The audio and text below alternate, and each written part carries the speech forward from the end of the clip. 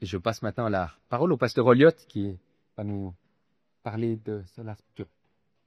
Alors, comme tous les ans, on va vous présenter ou on va vous encourager ou recommander certains livres en sujet ou en rapport avec le sujet de la prédication. Et ce matin, j'ai deux livres. Le premier, c'est La Bible, ce qu'elle dit de Robert Sheehan. Bob Sheehan, c'était un pasteur de l'église évangélique à Welland, là où aussi est le siège de Europress en Angleterre. Bob Sheehan, c'est un pasteur qui est malheureusement déjà décédé suite à une maladie, en fait. Mais ses livres sont beaucoup appréciés, ses prédications aussi. Moi-même, j'ai beaucoup profité de ce livre. Il parle des différentes questions que nous pouvons avoir en rapport avec la Bible, de son autorité, du canon, du fait que c'est la révélation spéciale de Dieu. Il n'est pas trop technique, mais très très abordable. Mais il va quand même en profondeur et puis il aborde ces questions qui peuvent nous tracasser nous-mêmes par rapport à la Bible ou qui peuvent nous être demandées par d'autres. Voilà, après j'ai un livre à vous recommander que moi-même je n'ai pas lu. On me l'a recommandé.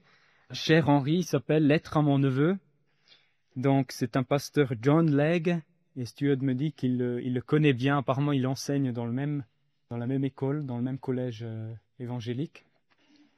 C'est une correspondance entre Jacques et Henri, entre un chrétien confirmé et un nouveau croyant. En fait, c'est le neveu et l'oncle. Jacques, c'est l'oncle. Henri, c'est le neveu. Et Henri s'adresse à l'oncle avec des questions et Jacques essaie de répondre. Et il chemine un peu à travers des grandes doctrines réformées d'une manière très, très abordable encore. Donc, surtout un livre pour... Si vous êtes nouveau croyant, on vous le recommande ce livre parce que c'est un livre de façon ou à travers de ses lettres, en fait, Jacques aborde ces doctrines d'une manière très très personnelle. Ou si vous êtes un croyant confirmé, un chrétien confirmé, vous avez peut-être quelqu'un à charge qui vous pose des questions que vous aimeriez pouvoir aider, peut-être ce livre pourrait aussi vous aider. Voilà. Voilà, alors maintenant, je vais passer la parole au pasteur Olliot. On étudie ici au camp chaque année des solas de la Réforme, seul. Et ce matin, c'est donc sola scriptura, l'écriture seule. Et c'est le pasteur Olliot qui nous présentera. Alors, les réformateurs essayent de résumer la foi réformée en quelques phrases. Phrases latines, bien sûr, parce que maintenant, c'est l'anglais qui est la langue internationale, mais à l'époque, c'était le latin. Et les gens qui étudiaient un peu partout dans les universités, les hautes écoles européennes, parlaient tous le latin. Alors, les réformateurs dressent une liste de quelques sola. Sola scriptura, ou comme disaient les réformateurs plutôt, scriptura tota, scriptura sola, c'est-à-dire toute la Bible, mais seulement la Bible. Voilà ce que nous allons étudier ce matin. Alors, devant le tribunal, nous promettons de dire la vérité, toute la vérité, et rien que la vérité. Alors maintenant, nous allons parler de la Bible, toute la Bible, rien que la Bible. Mais nous allons changer l'ordre un tout petit peu. J'ai 3 points, comme d'ordinaire, parce que les meilleurs sermons ont toujours 3 points. Et c'est la Bible, rien que la Bible, toute la Bible. Voilà les 3 points de ce matin. Et il s'agit de la Bible, et nous allons jeter un coup d'œil à une quarantaine de versets. Alors, si vous n'avez pas votre Bible avec vous, j'espère que vous en avez honte. La Bible. Nous sommes entourés de la création. La création a une voix sans parole. Une voix, en quelque sorte, sans langage. Mais la création qui nous entoure nous dit quelque chose. Alors, d'abord, dans les psaumes, le psaume 19. le psaume 19. Que nous dit la création? Les cieux racontent la gloire de Dieu, et l'étendue céleste annonce l'œuvre de ses mains. Le jour, on donne instruction au jour. La nuit, on donne connaissance à la nuit. Ce n'est pas un langage, ce ne sont pas des paroles, leur voix n'est pas entendue. Leurs traces apparaissent sur toute la terre, leurs accents vont aux extrémités du monde. Il y a une révélation générale. Il faut bien souligner que la création annonce la gloire de Dieu, la bonté de Dieu, la sagesse de Dieu, la puissance de Dieu, l'éternité de Dieu, l'existence de Dieu, et même la justice de Dieu. Et tous les hommes, toutes les femmes en sont conscients.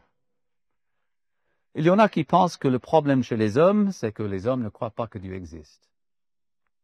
Mais le problème n'est pas là. Tout le monde sait que Dieu existe. Le problème, c'est que les gens n'aiment pas ce qu'ils savent. Ils n'apprécient pas cette connaissance profonde qui se trouve dans leur fort intérieur. Mais en regardant leurs mains, les cieux, l'herbe, les insectes, les étoiles, le soleil, la lune, les couleurs, les saisons, la neige et tout, ils savent tous que Dieu existe. Et ils sont inexcusables. Ils ne se mettent pas à la recherche de Dieu, tout en sachant que Dieu existe. Romains 1, 20. L'épître de Paul aux Romains 1, le verset 20. En effet, les perfections invisibles de Dieu, sa puissance éternelle et sa divinité se voient fort bien depuis la création du monde, quand on les considère dans ses ouvrages.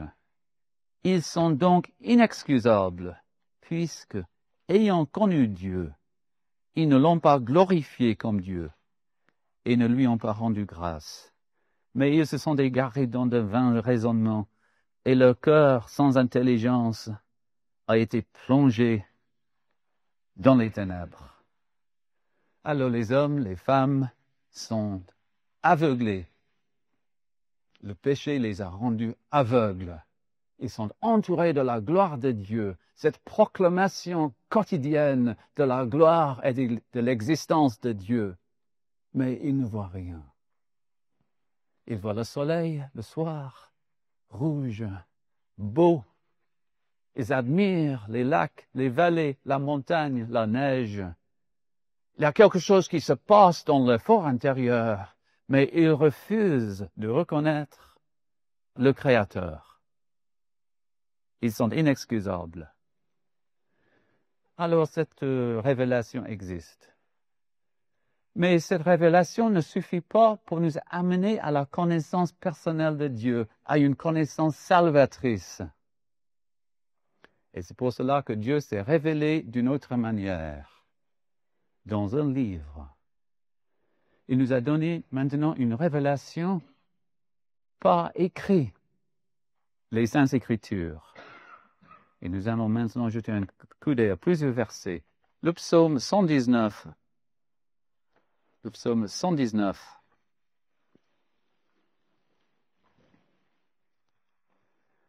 Et le verset 130.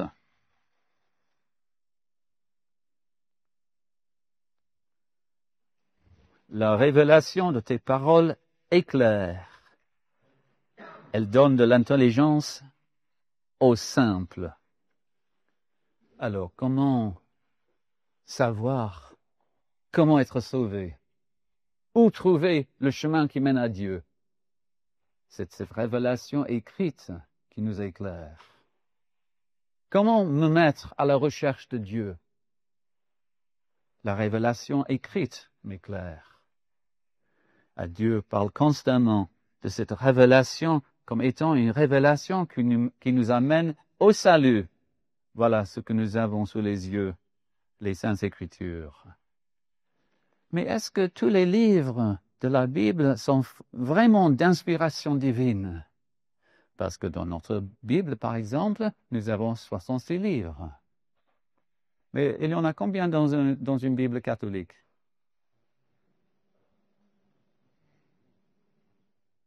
Parce que dans la Bible catholique, on a l'Ancien Testament et le Nouveau Testament et les livres dits apocryphes. Alors, qui a raison? Les réformateurs, les baptistes réformés ou les catholiques? Comment savoir quels livres sont d'inspiration divine et quels ne le sont pas? Le Fils de Dieu arrive sur la terre. Il est né à Bethléem. Il se trouve dans une certaine culture.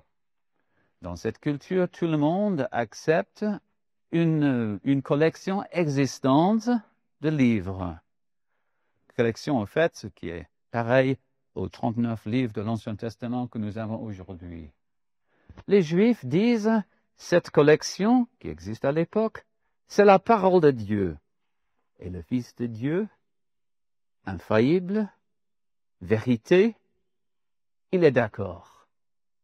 Il accepte la collection existante comme étant la seule parole de Dieu. Il ne cite jamais les livres dits apocryphes, il ne cite que l'Ancien Testament que nous avons aujourd'hui. Alors, allons dans l'Évangile selon Marc 7.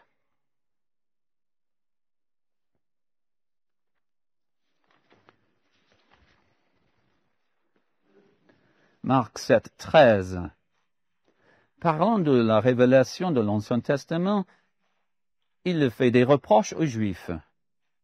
Il dit, Marc 7, 13, « Vous annulez ainsi la parole de Dieu. » Et il appelle l'Ancien Testament « parole de Dieu ». Même évangile, Marc 12, 36.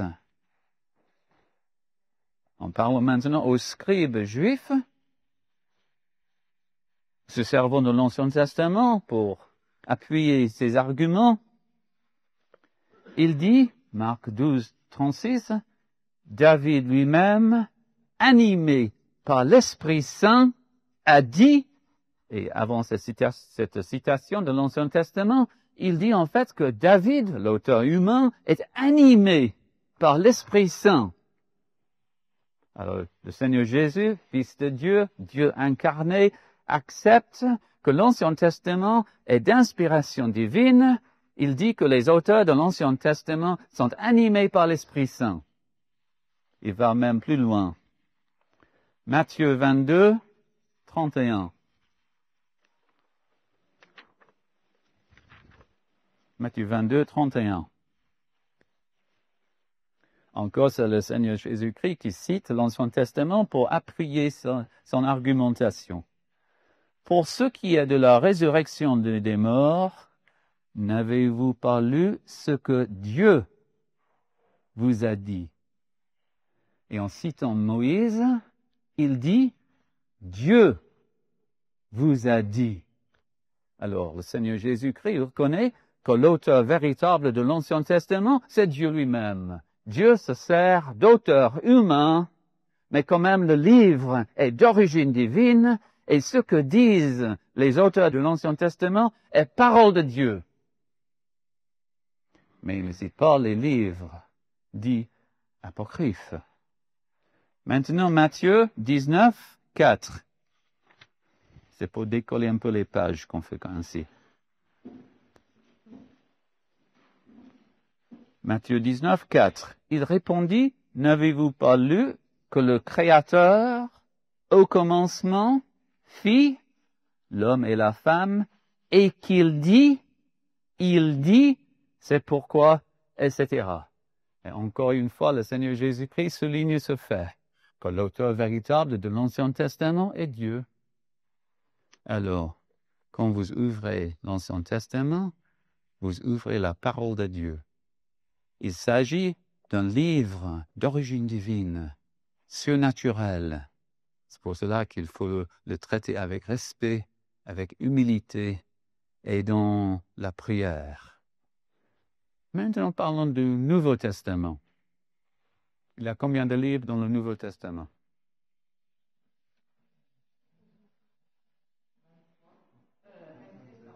Merci, très bien. 27. 27 livres dans le Nouveau Testament. Mais, quand même, on a l'épître de Barnabas, qui ne se trouve pas dans le Nouveau Testament. Les deux épîtres de Clément, qui ne sont pas là. Le berger de Hermas, qui n'est pas là. Et il y a toute une série de livres, dont plusieurs datent du 1er siècle, qui n'ont pas de place dans le Nouveau Testament. Mais nous avons 27 livres dans le Nouveau Testament. Pourquoi? Parce que, à part tous ces livres, on a les livres dits sous de Pigraphe. Comment on dit ça en français? Ça n'en fait rien. L'apocryphe néo-testamentaire. Alors, les traits distinctifs des livres du Nouveau Testament sont ainsi. Chaque livre est écrit soit par un apôtre, soit par un associé d'un apôtre. Et si le livre n'est pas écrit par un apôtre ou par un associé d'un apôtre, ce livre n'a pas de place dans le Nouveau Testament. Ces apôtres, eux aussi, écrivent sous l'inspiration de l'Esprit divin. Nous allons regarder maintenant quelques versets dans l'Évangile selon Jean, dont le sens est souvent tordu, mais qui parle quand même de l'inspiration des livres du Nouveau Testament. Jean 14, 26.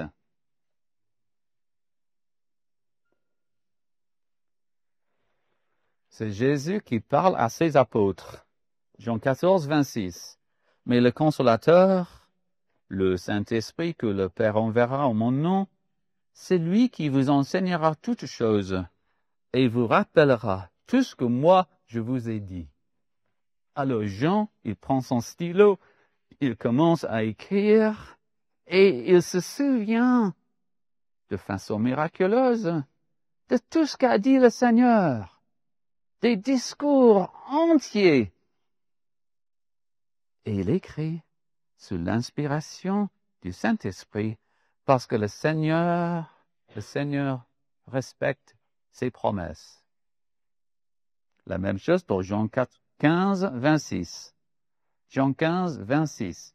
Quand sera venu le Consolateur, que je vous enverrai de la part du Père, l'Esprit de vérité qui provient du Père, il rendra témoignage de moi. Et vous aussi, vous me rendrez témoignage, parce que vous êtes avec moi depuis le commencement. Même chose, chapitre 16, 13. Quand il sera venu, lui, l'Esprit de vérité, il vous conduira dans toute la vérité, car ses paroles ne viendront pas de lui-même, mais il parlera de tout ce qu'il aura entendu, et il vous annoncera les choses à venir.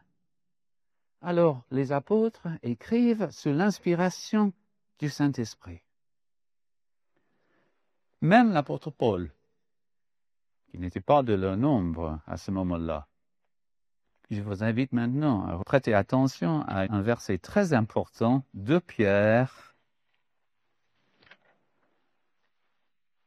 3,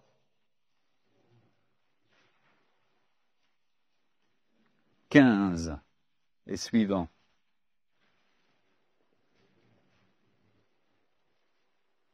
De Pierre 3, 15. Alors, c'est l'apôtre Pierre qui dit « Considérez que la patience de notre Seigneur est votre salut, comme notre bien-aimé frère Paul vous l'a aussi écrit selon la sagesse qui lui a été donnée. C'est ce qu'il fait dans toutes les lettres où il parle de ces sujets, et où se trouvent des passages difficiles à comprendre, dont les personnes ignorantes et mal affermies tordent le sens, comme elles le font du reste des Écritures, pour leur propre perdition, comme elles le font du reste des Écritures. C'est-à-dire, selon Pierre, les lettres de Paul sont au même niveau que les autres Écritures. Alors voilà un apôtre qui nous dit, Paul, lui aussi, quand il a écrit ces lettres, il était sous inspiration divine. Alors nous avons 2 testaments et nous avons une seule Bible. Et toute la Bible jouit de cette même inspiration. D'où vient ce livre? Du ciel. Maintenant, je vais vous lire quelques extraits. Il y a une règle pour les prédicateurs. Il ne faut jamais faire des citations en chair, parce que les citations risquent d'ennuyer l'auditoire. Mais il ne s'agit pas ce matin d'une prédication. Les prédications pour le soir, c'est une étude ce matin. Alors, je peux faire quand même quelques citations. Est-ce que vous connaissez ce petit bouquin? Par cœur? Pourquoi pas? Alors, c'est la Confession de foi réformée baptiste de 1689. Bien que la lumière naturelle, les œuvres créées et la providence témoignent de la bonté, de la sagesse et de la puissance de Dieu jusqu'à rendre les hommes inexcusables, elles ne suffisent pas cependant à donner cette connaissance de Dieu et de sa volonté qui est nécessaire au salut. C'est pourquoi, à plusieurs reprises et de différentes manières, il a plu au Seigneur de se révéler lui-même et de proclamer sa volonté à son Église. Ensuite, pour que la vérité soit mieux gardée et propagée, et que l'Église soit plus sûrement affermie et encouragée en face de la corruption de la chair et de la malice de Satan et du monde, il a plu au Seigneur qu'elle soit toute mise par écrit, d'où le caractère indispensable de l'Écriture. L'Écriture sainte, ou parole écrite de Dieu, comprend tous les livres de l'Ancien et du Nouveau Testament. Ces livres ont tous été inspirés par Dieu pour être la règle de foi, de la foi et de la vie. Les livres, généralement appelés apocryphes, n'étant pas d'inspiration divine, ne font pas partie du canon ou règle de l'Écriture. Par suite, ils n'ont pas autorité pour l'Église de Dieu et ne doivent pas être considérés ou utilisés différemment que les autres écrits humains, ce qui est clair comme le jour. Mais il y a quand même quelque chose à ajouter. Il est plus ou moins possible de donner la preuve de l'inspiration divine de la Bible, en se référant par exemple à l'histoire, à l'archéologie, à la biologie, à la physique, à la chimie, à l'astronomie, etc. Il y a toutes sortes de preuves qui nous assurent que ce livre est d'origine divine. Mais nous ne dépendons pas de ces preuves, entre guillemets. Parce que celui qui dépend d'une argumentation humaine est toujours à la merci d'un argument supérieur. Dieu lui-même a fait quelque chose dans le cœur des régénérés. Nous avons des capacités que les inconvertis ne l'ont pas. Nous avons été illuminés par l'Esprit Saint. Nous voyons des choses que les autres ne voient pas. Il s'agit du témoignage intérieur de l'Esprit. Et en lisant la Bible, il y a quelque chose en nous qui nous dit ça, c'est différent. Ce livre a une autorité à lui, autorité autre, autorité divine. Et nous commençons à examiner le livre, et après un petit moment, nous nous rendons compte de ce que le livre nous examine. Nous sommes là pour étudier, mais après un petit moment, nous sommes conscients du fait que nous sommes en présence de Dieu. C'est pour cela que notre confession continue. Encore une citation. L'autorité de l'Écriture sainte, pour laquelle elle doit être crue, dépend non pas du témoignage d'un homme ou d'une Église, mais entièrement de Dieu, son auteur, qui est la vérité même. Elle doit être reçue parce qu'elle est la parole de Dieu. Nous pouvons être amenés et incités par le témoignage de l'Église de Dieu à accorder à l'Écriture sainte une considération profonde et pleine de respect, etc. Néanmoins, notre conviction et notre certitude quant à l'infaillible vérité et à la divine autorité du texte ne proviennent que de l'œuvre intérieure du Saint-Esprit, portant témoignage par et avec la parole dans nos cœurs. Maintenant, quelques citations dans la Bible. 1 Jean. Première lettre de Jean. Chapitre 2. 20. Le verset 20. Vous-même, vous avez une onction de la part de celui qui est saint. Et tous, vous avez la connaissance. Et le verset 27. Pour vous, l'onction que vous avez reçue de lui demeure en vous, et vous n'avez pas besoin qu'on vous enseigne. Mais comme son onction vous enseigne toutes choses, qu'elle est véritable et qu'elle n'est pas un mensonge, demeurez en lui comme elle vous l'a enseigné.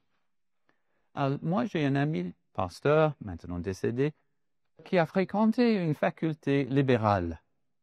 Alors, pendant tous les cours, voilà le prof qui se met devant les étudiants pour leur dire que ce livre n'est pas parole de Dieu.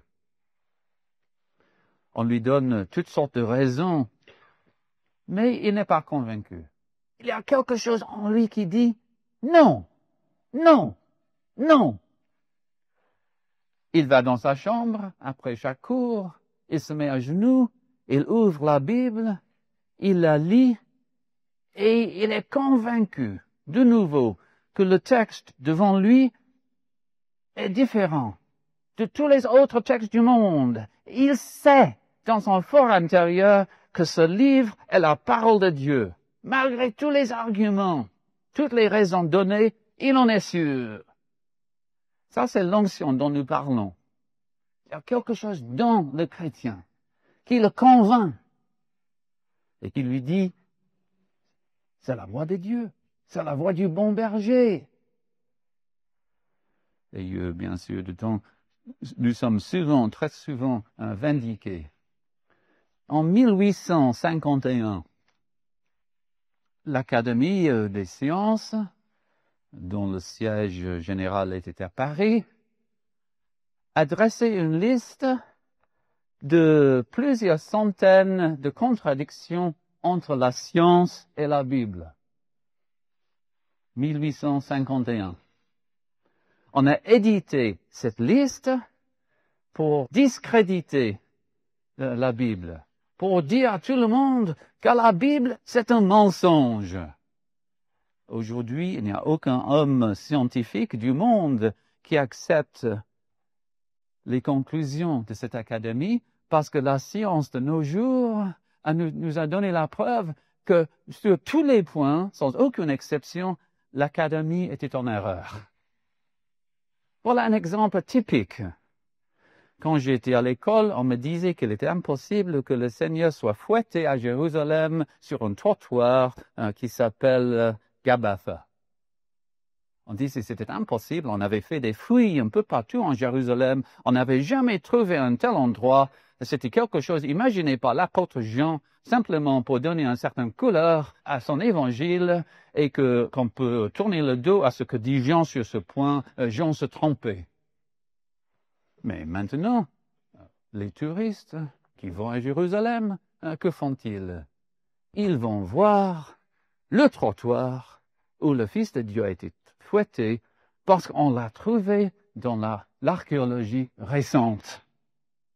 Et de temps en temps, de cette manière, la Bible nous montre en fait qu'elle a raison et que les conclusions définitives des hommes ne sont que des erreurs. Mais tout cela dit quand même, c'est le témoignage intérieur que nous recevons au moment de notre régénération qui nous conduit à la conclusion que ce livre est d'origine divine. Alors, encore une citation pour terminer ce premier point dans la première lettre de Paul aux Corinthiens. 1 Corinthiens 2, 10. 1 Corinthiens 2, 10. À nous, Dieu nous l'a révélé par l'Esprit, car l'Esprit sonde tout, même les profondeurs de Dieu. Qui donc, parmi les hommes, sait ce qui concerne l'homme, si ce n'est l'Esprit de l'homme qui est en lui? De même, personne ne connaît ce qui concerne Dieu, si ce n'est l'Esprit de Dieu. Or nous n'avons pas reçu l'Esprit du monde, mais l'Esprit qui vient de Dieu, afin de savoir ce que Dieu nous a donné par grâce. Verset 14. L'homme naturel ne reçoit pas les choses de l'Esprit de Dieu, car elles sont une folie pour lui, et il ne peut les connaître, parce que c'est spirituellement qu'on en juge. Alors, pour voir le monde spirituel, il faut naître de nouveau. Il faut avoir une naissance spirituelle. Et c'est ce que nous avons reçu lors de notre régénération. Alors, voilà la fin du premier point, la Bible. Deuxième point, rien que la Bible. Ayons reçu ce livre de Dieu. Nous n'avons pas besoin de chercher ailleurs pour découvrir ce que nous devrions croire et comment nous devrions nous comporter. Nous n'avons pas besoin de chercher ailleurs parce que nous avons reçu une révélation écrite. Et vu que nous n'avons pas besoin de chercher ailleurs, nous ne devrions pas chercher ailleurs. Parce qu'il n'y a qu'une seule révélation infaillible, divine, inhérente, véridique. Il n'y en a qu'une seule. C'est la révélation que Dieu nous a donnée. Et tout que Dieu exige de nous dans le domaine doctrinal ou dans le domaine éthique se trouve dans la Bible. Ce n'est pas à nous d'ajouter quelque chose à la Bible et ce n'est pas à nous d'enlever quelque chose à la Bible. Alors maintenant, nous allons lire dans 2 Timothée. 2 versets qui sont très très bien connus. 2 Timothée 3, 16.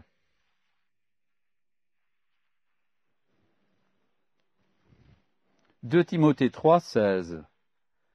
Toute écriture est inspirée de Dieu et utile pour enseigner, pour convaincre, pour redresser, pour éduquer dans la justice, afin que l'homme de Dieu soit adapté et préparé à toute œuvre bonne. »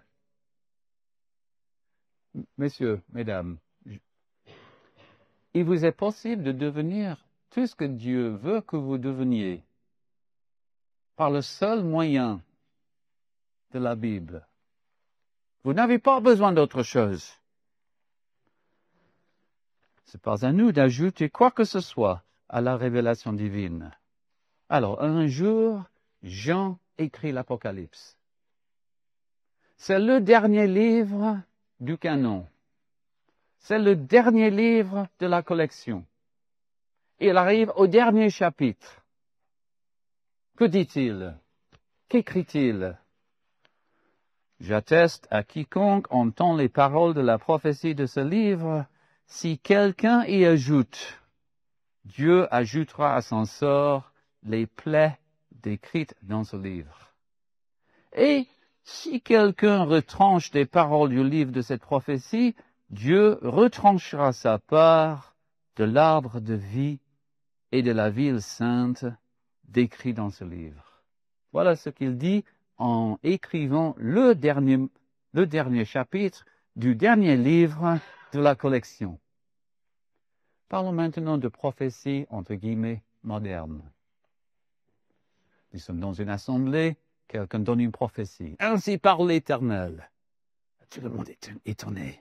Nous sommes tout oreilles, parce que nous sommes en train de recevoir une révélation directe. Maintenant, tout le monde est excité. Voilà un prophète parmi nous, une prophétie moderne, c'est super. Et on l'écrit, bien sûr, parce qu'il s'agit de la parole de Dieu. Parce que, s'il ne s'agit pas de la parole de Dieu, ce n'est pas une prophétie, n'est-ce pas? Alors, on écrit la prophétie. Est-ce que cette prophétie écrite est parole de Dieu ou non? Non. Parce qu'un écrit de ce genre, quel que soit son contenu, est quelque chose ajouté à cette prophétie dont parle Jean. Alors, si quelqu'un me dit, et on me le dit assez souvent, j'ai reçu une prophétie, j'ai reçu une révélation, j'ai eu une vision. Moi, je dis rhubarbe. Vous comprenez? C'est-à-dire, cela n'a aucune importance, aucune relevance, aucune pertinence. Je ne vous crois pas. Parlons d'autre chose. Et parfois, des gens disent, j'ai une parole de la part du Seigneur pour toi. Et je dis simplement rhubarbe. C'est très bien. Ça marche toujours. Ils sont un peu dans l'étonnement parce que qu'est-ce que ça veut dire rhubarbe? Vous en avez en France? Non, bien sûr. Bien sûr. J'espère que nous n'aurons pas à midi, mais voilà. Mais je dis simplement rhubarbe. Parce que, en fait, la prophétie moderne n'existe pas. La prophétie moderne ne peut pas exister. Par définition, c'est impossible. Parce qu'une prophétie quelconque, qu'elle soit écrite ou non, est quelque chose d'ajouté. Quelque chose d'additionnel. Alors, ce n'est pas à nous d'ajouter quoi que ce soit, ni de retrancher quoi que ce soit de la parole de Dieu. Tout ce qui va aussi à l'encontre de la Bible est faux. Maintenant, nous allons dans les Galates. Quelques versets assez sombres. Les Galates, épître de Paul aux Galates, premier chapitre, le verset 8. Écoutons bien ce que dit l'apôtre et ses collègues. Mais si nous-mêmes, apôtre, si nous-mêmes, ou si un ange du ciel vous annonçait un évangile différent de celui que nous vous avons annoncé, qu'il soit anathème, c'est-à-dire ne pas accepté en tant que chrétien. Nous l'avons dit précédemment, et je le répète maintenant, si quelqu'un vous annonce un évangile différent de celui que vous avez reçu, qu'il soit anathème. Voilà, un ange arrive. Un ange arrive ici, et nous sommes tous éblouis devant la splendeur, la majesté de cet ange divin. Et l'ange commence à prêcher. Et nous sommes là comme des morts, parce que l'ange est majestueux et splendide. Et cet ange annonce quelque chose qui va à l'encontre de la Bible, à l'encontre de la révélation apostolique. Nous saurons que cet ange est un démon, que cet ange est anathème, qu'il s'agit d'un messager de Satan lui-même. Si quelque chose va à l'encontre de la Bible, c'est faux. C'est pour cela que nous devions examiner tout ce qui se passe, tout ce qui est dit à la seule lumière de la Bible. Maintenant, dans les Actes. Actes 17, 11, où il y a des gens qui nous donnent un très bon exemple. Et c'est à nous de prendre l'exemple sur eux. Les Actes 17, 11. Je vais commencer au verset 10. Les Actes 17, 10. Aussitôt les frères firent partie de nuit, Paul et Silas, pour Bérée. Dès leur arrivée, ils entraient dans la synagogue des Juifs. Ceux-ci avaient de meilleurs sentiments que ceux de Thessalonique. Ils reçurent la parole avec beaucoup d'empressement et ils examinaient chaque jour les Écritures pour voir si ce qu'on leur disait était exact. C'est ça que nous devrions faire tous les dimanches. Il est possible que vous ayez un très très bon pasteur. Mais c'est un homme. Il n'est pas infaillible. Il n'y en a pas. Il n'y a pas de papisme chez nous. Alors c'est à vous d'examiner les Écritures dimanche après-midi, dimanche soir et pendant la semaine pour voir si les choses qui ont été dites sont exactes. Et si elles ne le sont pas, c'est à vous de dire quelque chose aux anciens. Nous devons examiner tout à la seule lumière de la Bible. Et toute idée, tout point de vue, toute opinion qui est en contradiction avec ce que dit la Bible est un enseignement humain à rejeter. Et nous ne devons pas obéir à de tels enseignements. Matthieu 15, maintenant. Merci de suivre tous ces versets. Oui, j'ai promis une quarantaine et je vais tenir ça, cette promesse. Matthieu 15, 2. Alors, quelqu'un, en fait, des pharisiens et des scribes, pose une question à notre Seigneur. Matthieu 15, 2. Pourquoi tes disciples transgressent-ils la tradition des anciens? Car ils ne se lavent pas les mains quand ils prennent leur pain. Parce que dans la tradition juive, il y a une certaine manière de se laver les mains avant les repas.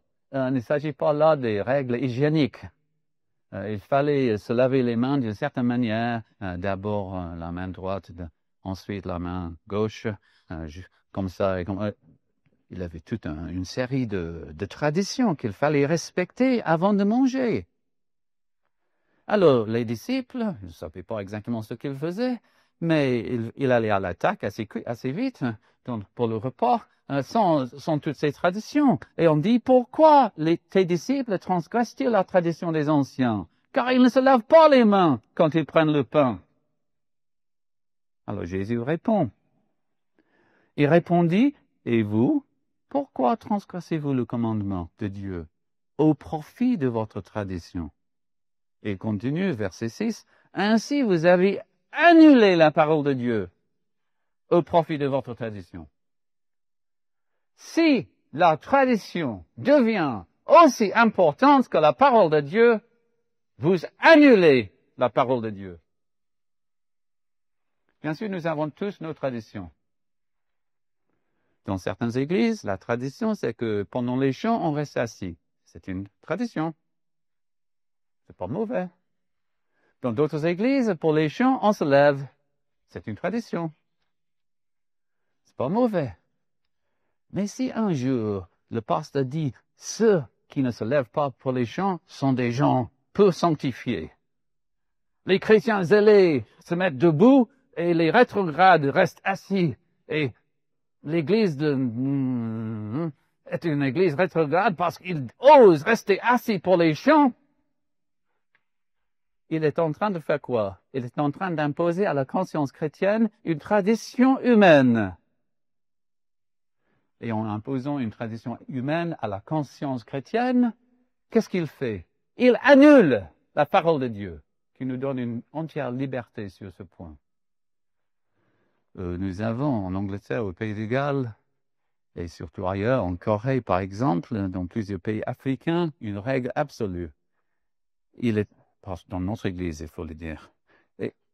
il est impossible de devenir membre de certaines églises si on boit une goutte d'alcool. Bien, ce qui exclut le Seigneur de son église, n'est-ce pas? Mais ils imposent cette tradition à la conscience humaine.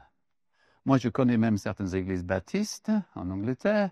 Si on a la télé, le vin, la bière, le cidre, les jeux de cartes, des choses comme ça à la maison, il est impossible de vous faire baptiser et de devenir membre. Impossible, vous êtes exclu de l'Église parce que pour eux, ces choses-là sont des règles absolues. Alors, qu'est-ce qu'ils font? Au nom de la sanctification, en fait, ils arrivent à annuler la parole de Dieu parce qu'ils imposent à la conscience chrétienne une autre autorité. Une autre autorité. Et pour nous, il n'y a qu'une seule autorité. C'est le Seigneur Jésus-Christ. Mais où sa volonté se révèle-t-elle? Seulement dans la Bible.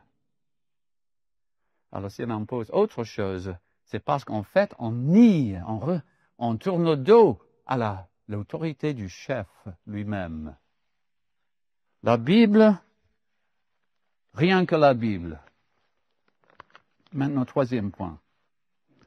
Toute la Bible. La Bible, rien que la Bible. Mais quand même, toute la Bible. Nous ne sommes pas des chrétiens néo-testamentaires. Absolument pas. Et si vous êtes une personne qui porte à l'Église un Nouveau Testament, et vous êtes de langue française, espagnole, anglaise, galloise ou je ne sais pas quoi, vous devriez en avoir honte. Bien sûr, dans certaines églises africaines ou ailleurs, on n'a pas encore traduit la Bible, toute la Bible. On n'a pas moyen de faire autrement alors.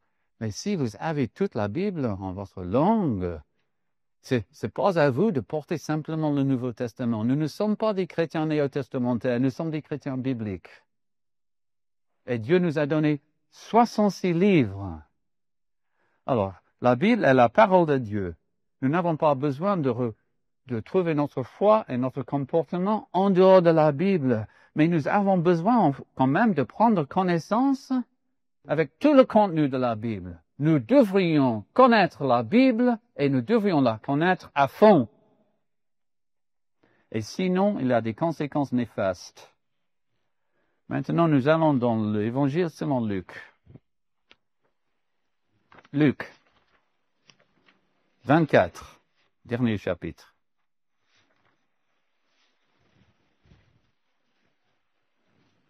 Luc 24, 44.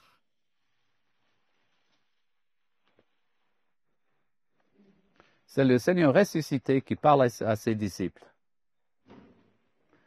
Luc 24, 44. Puis il leur dit, « C'est là ce que je vous disais lorsque j'étais encore avec vous. Il fallait que s'accomplisse tout ce qui est écrit de moi dans la loi de Moïse, dans les prophètes et dans les psaumes. » Alors, il leur ouvrit l'intelligence pour comprendre les Écritures. Alors, le Seigneur Jésus-Christ parle des trois divisions de l'Ancien Testament selon l'ordre juif. La loi de Moïse, les prophètes, les psaumes. Et voilà l'Ancien Testament. L'Ancien Testament parle de moi. Souvent, je pose aux étudiants de la faculté de théologie galloise une question piège. C'est la question suivante. Comment s'appelle la religion de l'Ancien Testament? Alors, il ne faut pas répondre parce que vous allez vous tromper. Mais essayez de répondre maintenant à cette question dans votre tête, dans votre cœur. Comment s'appelle la religion de l'Ancien Testament? Vous avez la bonne réponse? Très bien. Le christianisme. C'est ça, la bonne réponse. Parce que l'Ancien Testament parle de Christ. Le sujet, le grand sujet de l'Ancien Testament, c'est le Fils de Dieu. sa personne, son incarnation, sa vie, sa mort, son ensevelissement, sa résurrection, son ascension, son intercession, son avènement, son jugement, son foyer éternel. L'Ancien Testament, du début à la fin, parle du Fils de Dieu.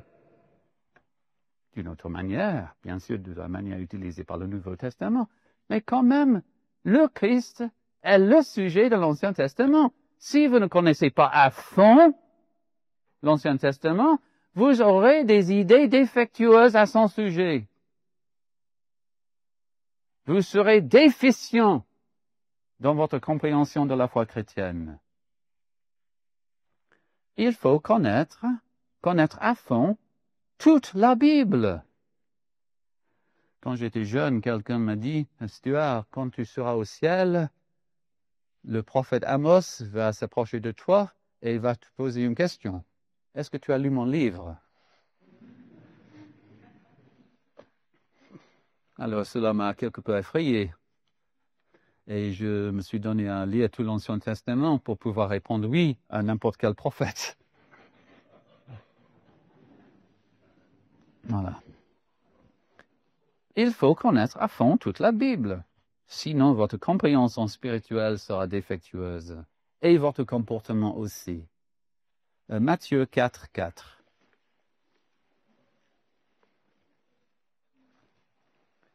Qui est en quelque sorte mon devis personnel. Matthieu 4, 4. Jésus répondit, « Il est écrit, l'homme ne vivra pas de pain seulement, mais de la plupart des paroles qui sortent de la bouche de Dieu. » Non, absolument pas. Il ne l'a pas dit.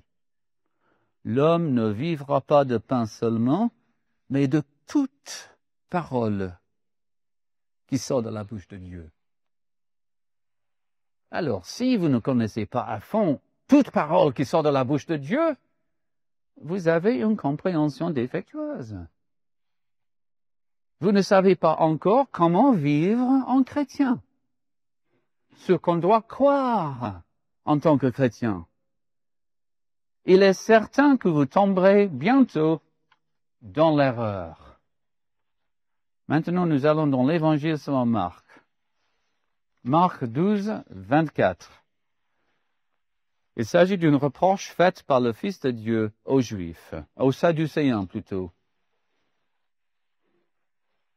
Marc 12, 24. Jésus leur dit, « Voici pourquoi vous êtes dans l'erreur. » Et nous pouvons dire la même chose aux catholiques, aux soi-disant témoins de Jéhovah, et à beaucoup de monde, et peut-être à nous-mêmes. Voici pourquoi vous êtes dans l'erreur. Vous ne comprenez ni les Écritures, ni la puissance de Dieu. Leur compréhension était défectueuse, et leur compréhension, bien sûr, de la puissance de Dieu l'était aussi. Et c'est pour cela qu'ils étaient tombés dans l'erreur. Et toute erreur provient d'une mauvaise connaissance de la Bible ou d'une mauvaise obéissance à ce que dit la Bible. Maintenant, Colossiens. Colossiens. C'est en fait le dernier verset que nous allons regarder ce matin. Colossiens 2, 8. Prenez garde. Colossiens 2, 8. Prenez garde que personne ne fasse de vous sa proie par la philosophie et par une vaine tromperie selon la tradition des hommes, selon les principes alimentaires du monde et non selon Christ. Il y a toutes sortes de voix qui veulent se faire entendre, n'est-ce pas? Toutes sortes d'idées qui nous entourent, toutes sortes de points de vue qui se trouvent dans nos églises.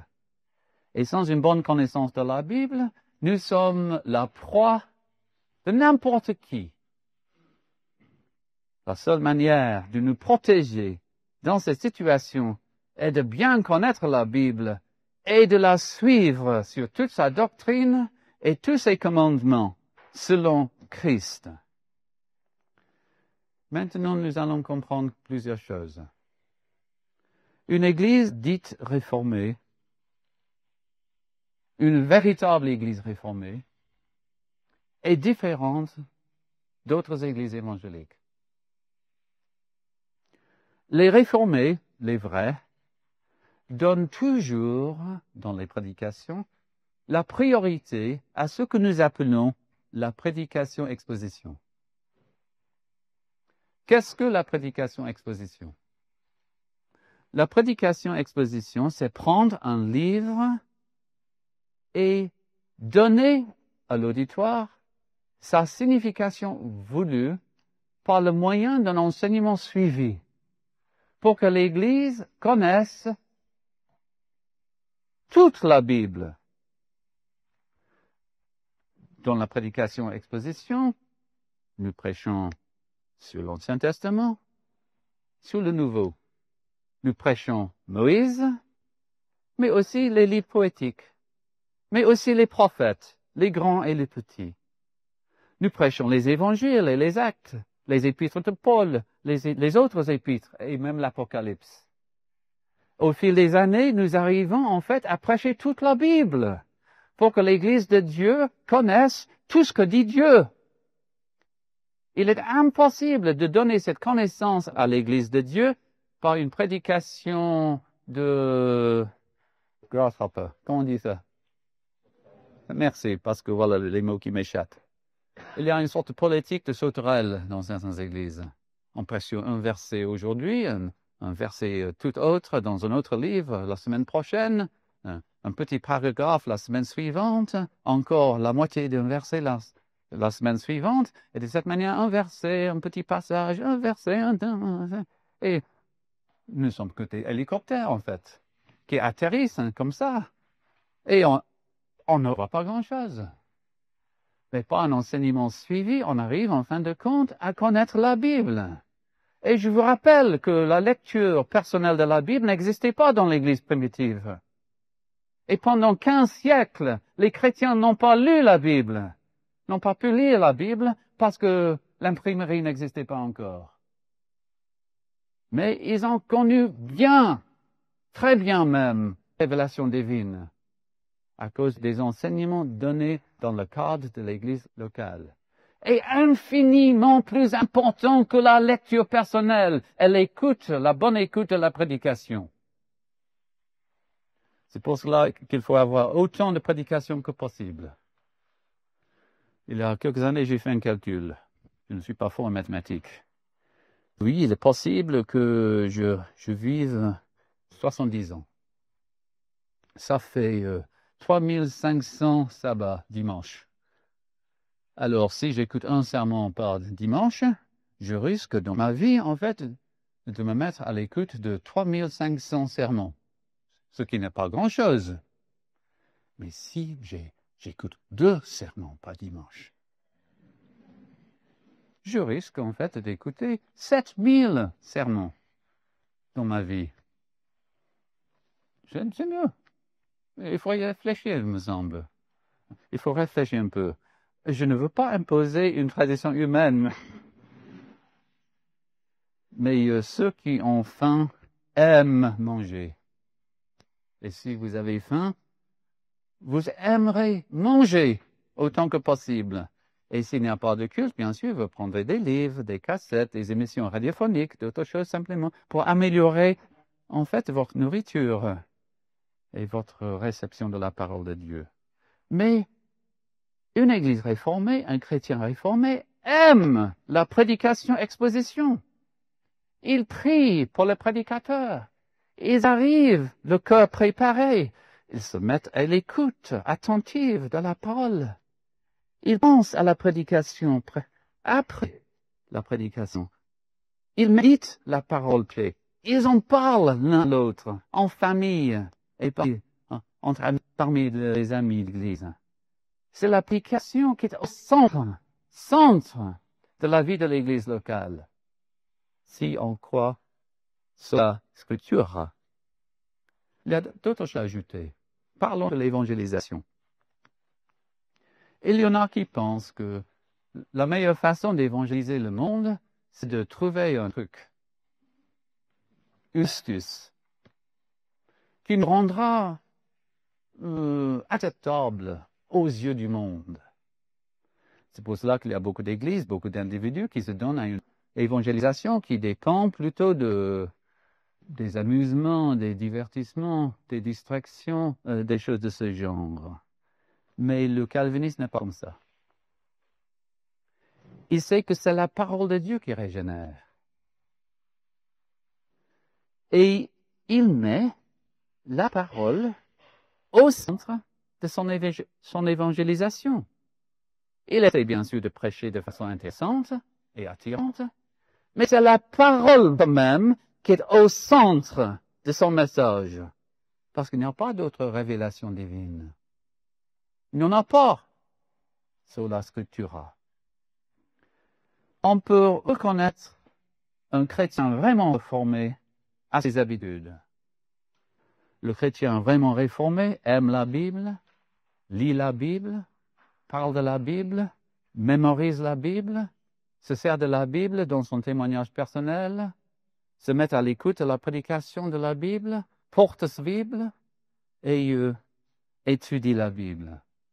La Bible est au centre de toute sa pensée, de tout son comportement, de tout son être, parce qu'il croit vraiment à cette première sola de la réforme, Scriptura sola, Scriptura tota. Merci au pasteur Olliott. Je vous invite maintenant à chanter cantique numéro 80 que nous chanterons debout.